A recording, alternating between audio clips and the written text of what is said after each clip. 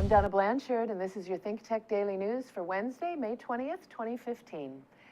Secretary of State John Kerry joins other world leaders in Vienna today to work on that nuclear plan for Iran.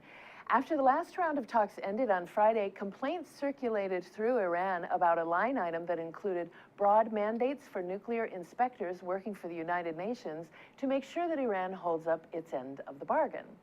Today, at a graduation ceremony at the Imam Hussein Military University in Tehran, the Supreme Leader, Ayatollah Ali Khamenei, denounced what he said were escalating demands in the nuclear talks. He said, "They say new things in the negotiations regarding inspections. We have said that we will not let foreigners inspect our military center."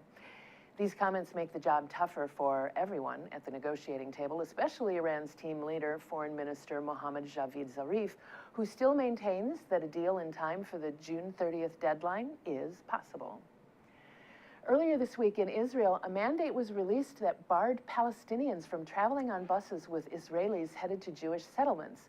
Today, Benjamin Netanyahu is leading his new right-wing government sharply away from that mandate, as he and Palestinian leaders are working with the European Union Foreign Policy Chief, Federica Mogherini, to head off a Palestinian attempt to have Israel suspended from FIFA, the world governing body of soccer.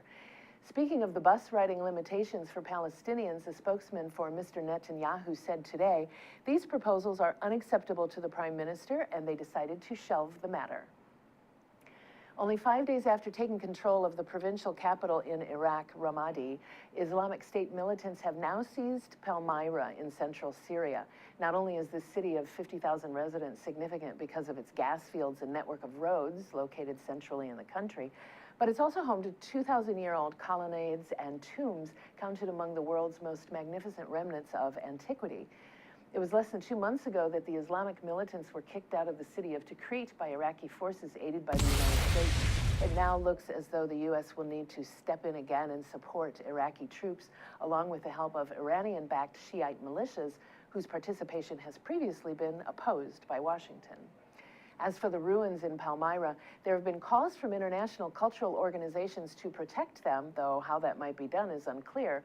As they have moved across Syria and Iraq, Islamic State fighters, also known as ISIS and ISIL, have destroyed or damaged ancient sites and sculptures, condemning them as idolatry, and then selling off some of those items to help finance their movement. 5 major banks have agreed to pay $5.6 billion for multiple crimes related to manipulating foreign currencies and interest rates.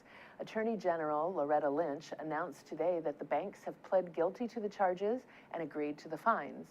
The banks are Citicorp, JP Morgan Chase, Barclays, the Royal Bank of Scotland, and UBS.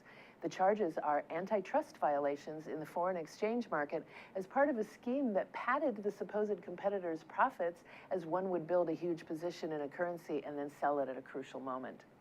An employee of Barclays said, "To put their mission in the starkest of terms, if you ain't cheating, you ain't trying."